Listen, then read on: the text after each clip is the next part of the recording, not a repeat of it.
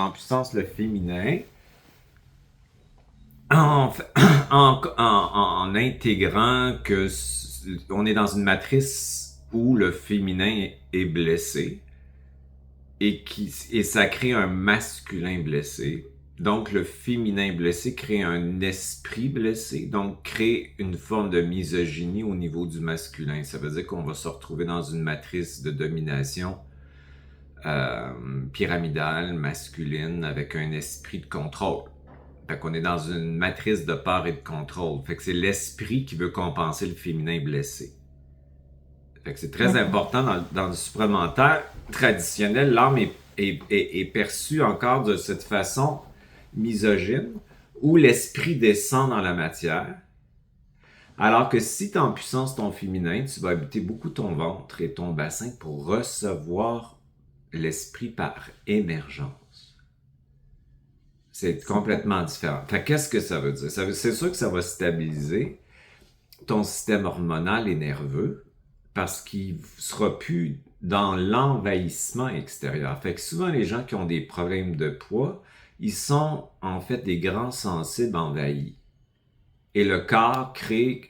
Moi, je pense que même prendre du poids, tu sais, à l'excès, quand on a des problèmes, c'est une maladie auto-immune, où le corps devient déréglé à force d'envahissement. Parce que c'est des sensibles qui veulent pas être là. Quand tu manges en compulsion, c'est de la dissociation, fragmentation, de pas être dans son corps pour ne pas ressentir ce qu'on ressent.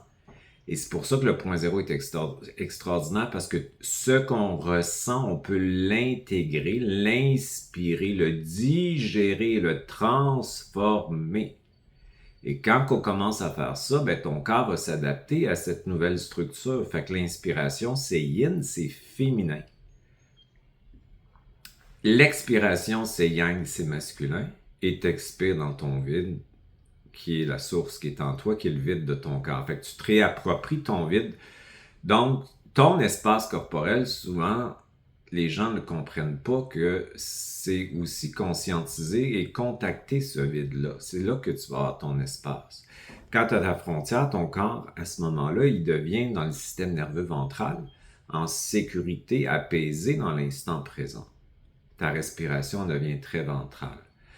Fait que si on pense à ton histoire, ben toi, pour survivre à ce que tu m'as raconté, ben, en étant en pâte, ben, tu as voulu dissocier rapidement parce que tu avais un refus d'incarnation. Tu te demandais ce que tu faisais ici déjà. Eu... J'étais furieuse, je me disais que je voulais pas revenir. Je voulais pas revenir. Les empathes, c'est tout le temps comme ça. Fait que le Je refus voulais pas revenir. d'incarnation, il est très dur à vivre parce que ça nous amène à fuir.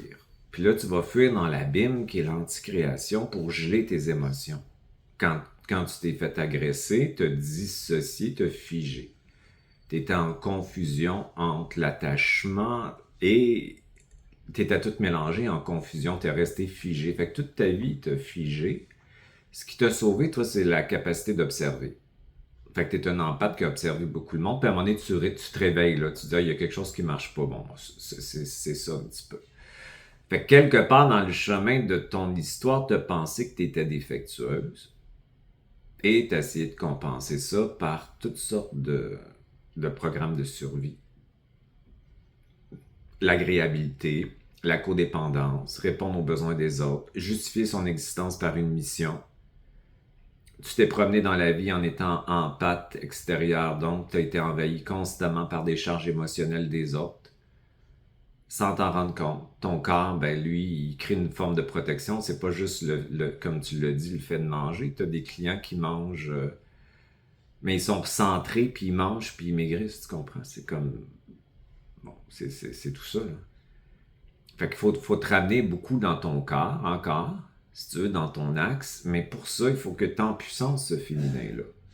C'est pour ça que la peur, c'est une charge féminine dans le sens négatif, mais pas dans le sens pas bonne, dans le sens énergétique. Fait que si tu inspires ta peur et t'expires ta sécurité intrinsèque que ta conscience te donne dans le bassin, puis t'expires dans le vide, tu te laisserais informer. C'est très important d'aller dans le vide, puis de le contacter. Plus tu vas y aller, même au début, les gens ne comprennent pas ce que ça veut dire.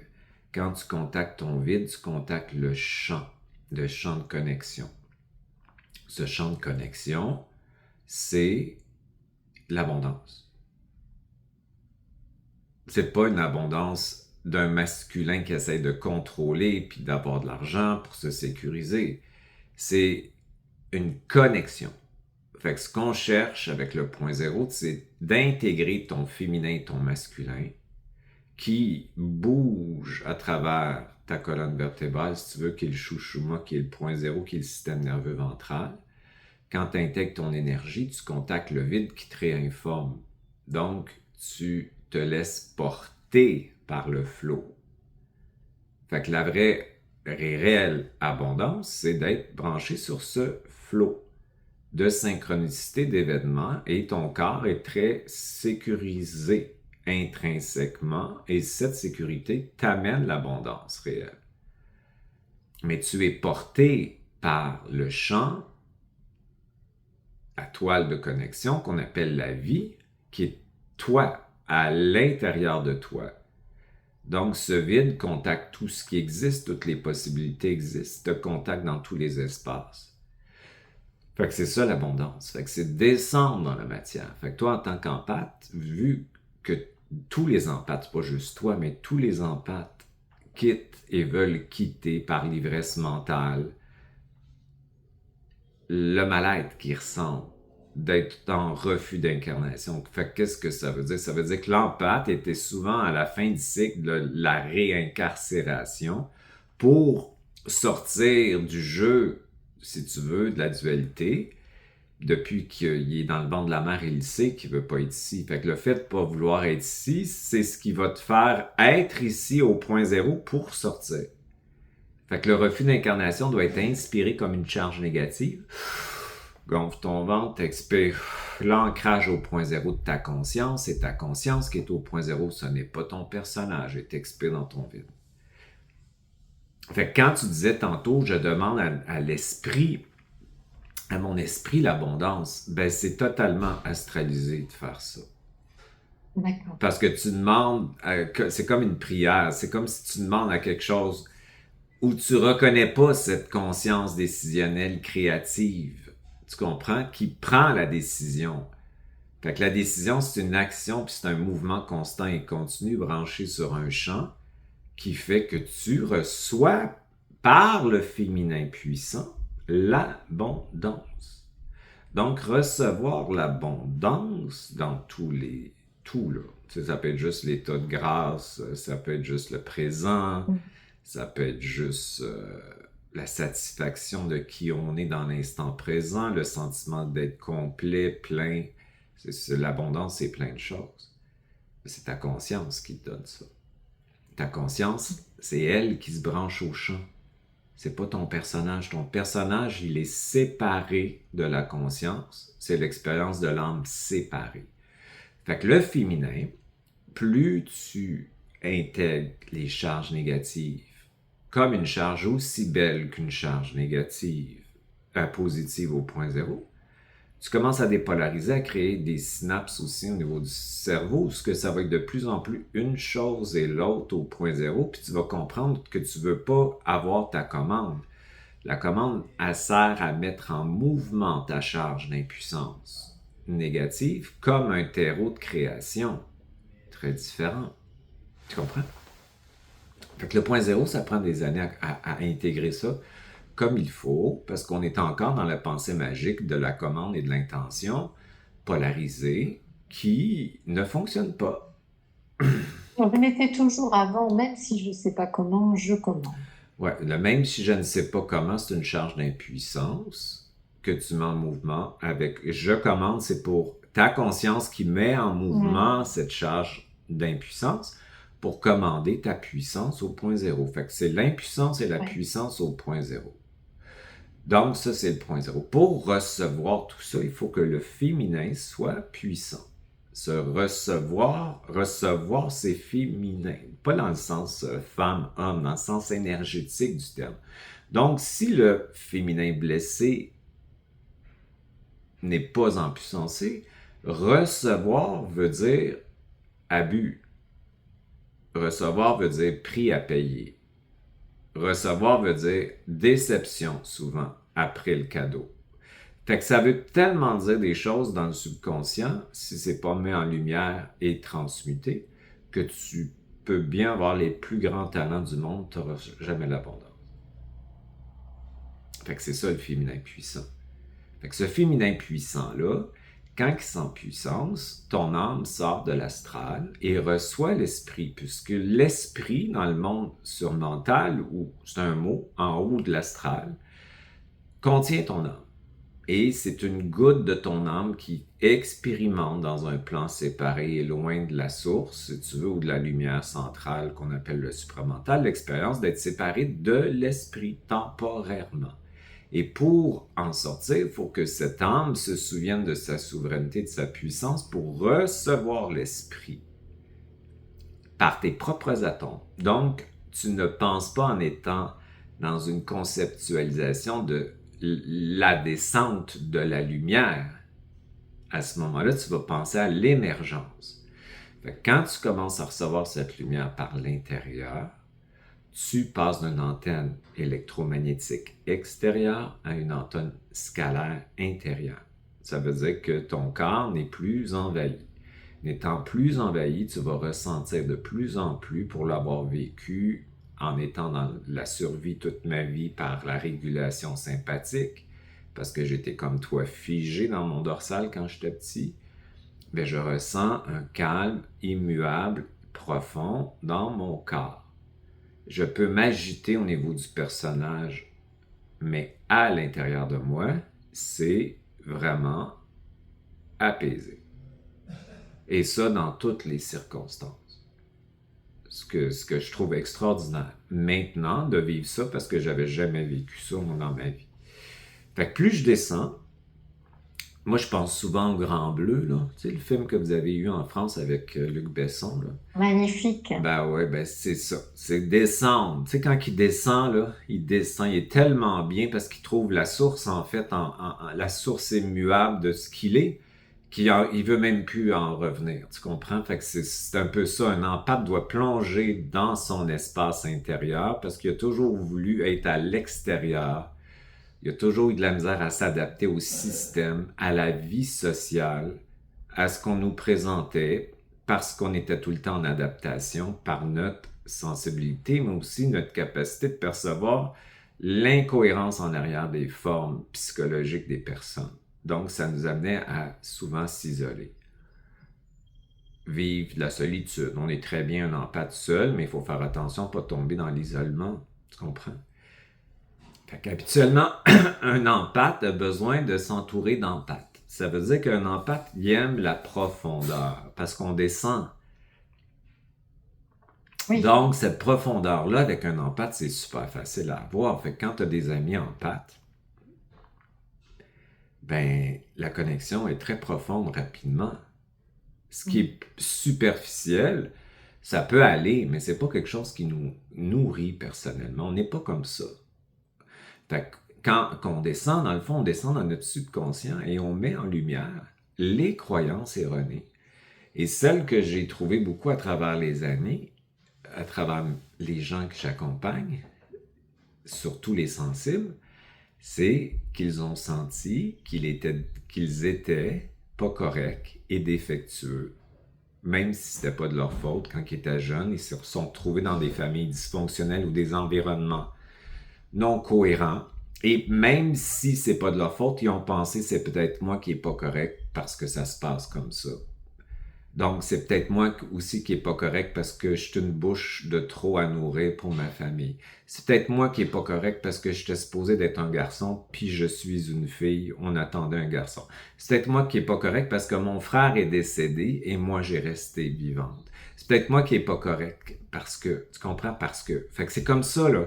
Fait qu'on part avec l'idée d'être défectueux, qu'on va compenser, les empathes, soit en devenant des codépendants au service des autres puis en répondant aux besoins des autres. On veut des missions pour nettoyer la croyance qu'on est coupable et défectueux. Ou on peut devenir des hyper-perfectionnistes pour être sûr de toujours être correct pour jamais toucher l'humiliation et la culpabilité.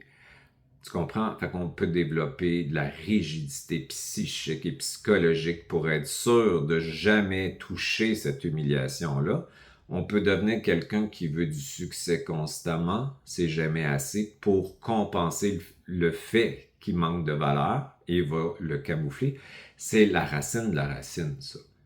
Fait que c'est pour ça que cette croyance-là, elle a créé toutes sortes de structures, dont le corps, qui s'adapte aussi à cette croyance-là. Tu comprends? Il va faire ce qu'il peut. Il va se réguler. Donc, pour lui, il a peut-être compris que c'était mieux de garder un certain poids que de revivre l'abus, l'utilisation, ou ce poids-là même t'amenait à te protéger des autres pour pas être vu. Parce qu'être vu pour toi, ça veut dire être attaqué peut-être, etc., etc. C'est tous des exemples, là, mais ça fait... Fait qu'il faut tout mettre ça en lumière et transmuter ça. Fait que le point zéro, c'est la capacité de s'intégrer totalement et intégralement. Fait qu'il faut faire un partenariat avec soi-même. Surtout quand on est des sensibles. Avec ce que j'ai dit comme caractéristique, quand on se regarde dans le miroir, il faut vraiment prendre la position de ta conscience qui observe ton personnage dans le miroir, parce que tout empathe qui va se regarder va se critiquer, va vouloir cacher qui il est. On se trouvera jamais magnifique, merveilleux, puis tout ça. C'est pas comme ça que ça marche. Fait qu'on a déjà une humiliation quand on se regarde de soi-même. Tu comprends? Fait qu'il faut regarder ce reflet dans le miroir avec notre conscience, qui, elle, est inconditionnelle pour le personnage, puisque le personnage, c'est un enfant pour la conscience. C'est son enfant. Et quand tu regardes ça, puis tu mets ta main dans le miroir avec le reflet, le cerveau est installé dans ses ganglions que quand on fait le geste, si tu vois quelqu'un avec... Tu tapes la main à quelqu'un dans le sport ou ailleurs, c'est comme si tu travailles en partenariat avec et tu le renforces dans un travail d'équipe. Fait que tu n'as rien à faire, tu as juste à te regarder avec cette conscience en étant capable de respirer dans ton ventre, puis d'être dans cette présence qui regarde le reflet, puis tu dis, moi, je vais t'accompagner aujourd'hui. Moi, étant ta conscience, c'est pour ça que c'est très important. Ton père et ta mère, ton esprit et ton âme, ton féminin et ton masculin, qui est ta parentalité soutenante et bienveillante, qui va te porter aujourd'hui. Si tu fais ça chaque matin, ta vie change. C'est automatique. Fait qu'il faut travailler en partenariat avec notre conscience et de faire simplement ce geste-là, puis de mettre ta main comme ça, puis regarder tes yeux, puis de le dire, là, ça change complètement ta journée. C'est assez fabuleux. Fait que c'est qu'est-ce qui regarde, c'est pas le personnage qui se regarde, c'est la conscience avec un petit recul en arrière de 2-3 mm. Habite ton ventre, fais ce geste-là, puis je t'accompagne aujourd'hui toute la journée, je suis ta conscience qui te porte, qui te soutient, qui te guide. Je t'élève, je te porte. C'est extraordinaire. Si tu fais ça tout le temps, chaque fois que tu vas dans un miroir, là, tu vas voir. Quand tu as des pensées débilitantes, récurrentes, mémorielles, des narratifs, mentaux, schématiques, il faut que tu casses la pensée. Fait que tu vas faire de 5 secondes au niveau de ton cerveau pour la casser. Fait que tu fais 5, 4, 3, 2, 1.0. Ma conscience, en action, décide de ne pas croire le narratif que le personnage se fait raconter ou se raconte. Je décide, avec ma conscience, de m'identifier à mon essence. Tac, ça vient de changer. C'est que tu casses la forme de ça. Fait que tu as beaucoup de choses que tu peux faire, mais tu te positionnes. Fait que quand tu dis « je commande »,« je décide », c'est ta conscience qui décide et commande. C'est pas ton personnage. Quand... Il y a une énergie particulière dans « je commande ». Ouais, il y a comme une présence qui s'élargit avec une autorité puis un axe très central, intérieur, qui part du ventre. Fait que la décision de mettre en mouvement, en fait, la commande, c'est pour mettre en mouvement les charges négatives, pour les mettre en mouvement avec une charge positive au point zéro. Ce qui nous intéresse, c'est le point zéro. Ce n'est pas la polarité positive. Ça veut dire le point zéro, ta conscience, ton essence, la coexistence, l'autorité décisionnelle, la légitimité et l'estime intrinsèque de qui tu es, pas au niveau du personnage, mais au niveau de ta signature vibratoire qui est ton essence. Est-ce que dedans, il y a justement l'âme, la partie féminine, dans le je commande? Dans le je commande, la partie féminine, elle serait la charge négative en puissance C, avec l'impuissance. Même si je ne sais pas comment, ça devient une charge, au lieu d'être une charge qui te crée du non-mouvement, devient une charge de création de mouvement. Fait qu'on passe d'un féminin blessé, je subis, je fige ou je le compense par le contrôle ou l'anxiété, à je mets cette charge en puissance. Donc, je l'intègre et je la mets en mouvement avec la puissance au point zéro. C'est comme ça alors que je vais faire émerger mon âme. C'est dans cette phase-là. Ton âme, tu l'as déjà. Ton âme, tu l'as. C'est quand qu'elle est dans l'astral, tu es régi par la programmation et la mémoire et des programmes d'allégeance dans ce qu'on appelle le subconscient. Mais quand tu la bouges, quand tu lui dis, c'est une croyance, puis on va changer ça, la réalité, c'est pas ça, ça change tout, là. Fait que quand ton âme devient puissante, elle devient libre de mémoire, libre de programmation. Tu comprends? Et cette âme qui est le féminin, on peut le représenter par le ventre, si tu veux, les jambes. C'est le féminin qui s'ancre à la terre. Ton masculin, c'est le haut. Le féminin qui devient puissant, c'est les électrons qui stabilisent avec les protons, les charges positives. Au point zéro, dans le proton, ouvre la porte à ton esprit qui fusionne dans l'eau. Fait qu'on pourrait dire que l'eau de la cellule, c'est l'âme, et le feu de l'esprit, c'est la fusion de l'atome. Mais pour ça, il faut stabiliser les atomes. Il faut avoir des atomes qui sont égales aux protons. Fait qu'on peut aller plus loin dans le micro, là, si tu veux. Puis on pourrait dire que la source qui t'habite, c'est toutes tes parties subatomiques. Toute cette toile invisible pratiquement qui est dans la matière, en fait, qui te connecte à tout. Fait, c'est intéressant de voir ça corporellement, parce que moi, ce que j'enseigne, c'est beaucoup descendre dans le corps et se réapproprier cet espace-là pour non seulement vivre le présent, ta présence, mais aussi biochimiquement l'incarner dans un système nerveux branché sur le réel, avec un cerveau qui fonctionne au point zéro, dans le présent. Donc, le cerveau limbique, le bulbe rachidien, etc., etc., l'amygdale au milieu de ton cerveau se mettent dans le présent. Fait qu'on le vit corporellement. Fait que tout ça doit être incarné dans la biochimie et corporalité, sinon ça reste que du spirituel ou du verbiage supramental avec un lexique qui reste mental. Parce qu'ils sont dans un esprit astral. C'est-à-dire un esprit qui est privilégié par rapport au féminin. Donc, moi, je parle de mon voyage que j'ai fait dans la mort, où j'ai vu que le supramental a émergé de la source noire qu'il portait. Et le supramental, qu'on peut le voir comme un soleil, c'est une façon de l'exprimer, a contenu la source dans le soleil. Et que tout ça, à chaque fois que ça diffracte en plan, ben, ça s'éloigne de plus en plus de la source, si tu veux. Puis à chaque fois des plans, il y a un mensonge. On s'éloigne du réel, jusqu'ici qu'on est bien éloigné du réel. On est déconnecté. Ouais. Fait que ce travail d'alchimie-là, il est très profond, si tu veux. Puis plus tu poursuis le chemin, plus là, tu vas vraiment l'intégrer. C'est quoi le point zéro? Puis l'alchimie du point zéro, et la capacité de t'intégrer dans ce que tu n'aimes pas de toi-même, c'est-à-dire que tu vas être capable d'aimer les parties de toi qui ne s'aiment pas et les mettre en mouvement avec les parties de toi qui s'aiment, qui est ta conscience. Dans ton personnage, tu vas t'aimer toujours conditionnellement.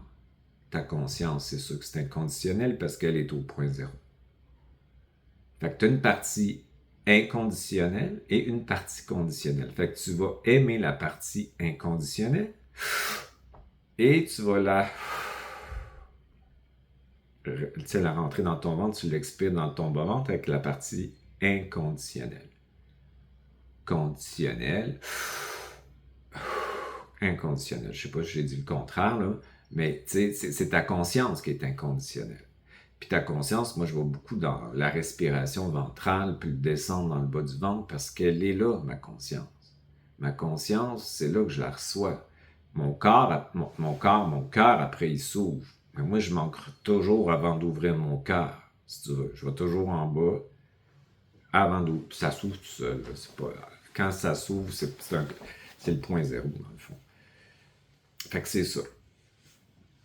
Qu'est-ce que t'en penses? Mais je vois qu'en fait, il y a une chose que j'ai pas encore fait, c'est faire émerger le féminin. Ouais. Et que du coup, voilà, c'est...